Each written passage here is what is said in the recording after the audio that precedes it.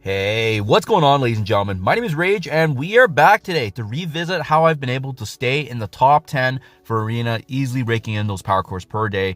It's been absolutely phenomenal. I know there's been a lot of mirror matches and whatnot, but I found a very consistent team that's able to hold this position. And as you can see on defense here, it is going to be the team that I want to talk to you about as well. So Gladiator, Thanos Endgame, Mephisto, Gorr, and Odin. I know some of you folks may not have Odin unlocked, but you know, that has been open more and more now, more folks getting them. So hopefully you're able to take advantage of this video when you do unlock both Mephisto and Odin, because this is what's setting the place right now for the end game. So pretty massive, guys. Yeah, so and what's really cool about Arena is I love the fact that it doesn't matter how much you spend or don't spend. In this case, I'm free to play, but it's about the 5 best characters that you have in your arsenal, right? So even for myself, I only have 72 million TCP, but I'm able to stay in the top 3 against, you know, players that have 120 million. Let's take a look at these other guys below me. 105.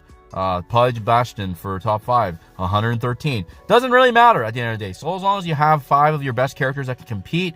And the team I do want to talk to you real briefly about is actually a little different from what I've shown in my defense. So I actually don't use Gladiator at all. Gladiator is great as a defensive character, but after you watch this video, you'll know that Gladiator is only meant for defense, right? The 5 best characters for offense, hands down, that gives me an 80-90% win rate is Odin. We got Mephisto here, obviously, being part of the meta. Apocalypse, he's been a staple all this time because of him just having that one-shot mechanic is pretty massive against some of these meta tunes.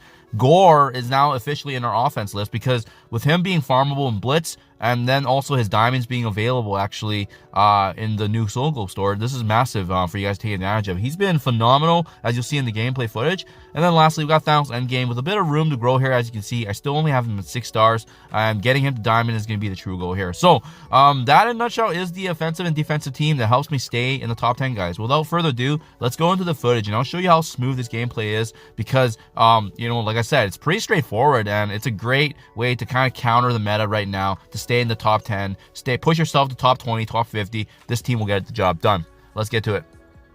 Okay, so let me just show you when I started climbing my way back up. As you can see, we got Gorr in the far corner, but otherwise, pretty standard setup of what you typically see. The difference with this team is that because of Gorr's speed and whatnot, as opposed to Gladiator, we get more attacks in the very beginning. So you want to activate Mephisto's ultimate there. I know some folks are against using that because obviously Odin's going to cleanse it on the other side, but reason being is because it gives us a bunch of buffs and it helps us out in the initial beginning here. And this is very, very important, guys. You want to use Mephisto basic on Odin if you can.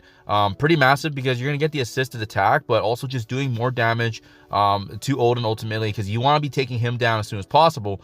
Then at this point, if you do get Apocalypse, you know, the norm is to use his ult right away, right? But no, in this case, we want to use his special to ability block Odin. And just look at how crippled Odin is getting. This is absolutely massive, guys, to push yourself to a higher and higher, because now we can focus on the other team members. And the bleeds, if they work correctly, they should take out Odin. Like, sometimes it doesn't work perfectly, but that's what I mean. These mirror matches become now very, very easy to take down, especially if you're up against a team that does not have Gorr in their arsenal. Well, you can see how one-sided this is now. Their Odin's down, so they can't heal the exhaust. We're going to get our chance to use our Odin. The only caveat I will say about this is that obviously we don't have a Gladiator now, which means when Apocalypse uses his ultimate, he's probably going to get another turn, the enemy side, and that's okay. It is what it is. You just have to take a punch there. Thankfully, all of our tunes are pretty built up, so it's very unlikely that one of your tunes will die from the enemy Apocalypse hit, but if it does happen, so as long as Odin's taken care of, it doesn't really matter. So you can see easy cleanup now. We get finally our Apocalypse ultimate,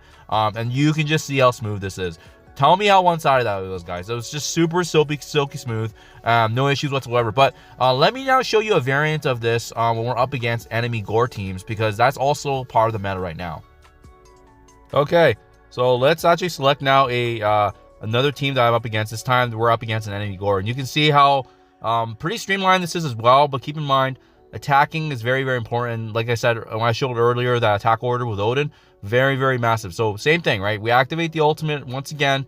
This is going to cast exposure. This is going to give our team buffs. This is going to give us safeguard and so forth, all the goodies, right? And then similar, this is very important. You have to use the basic ability once again on Odin, You're going to get an assisted attack with your Odin. And like I said, you just want this to compound as much as possible because that's the focus. The Odin is going to be the true focus here. And then the follow-up with the Apocalypse special, really massive to get the ability block because it's going to give us a 1 turn ahead of Odin where he can't cleanse, right? And then you can just go ham with Gorr. I could have done this special, but to be honest, I think the ultimate is kind of best practice.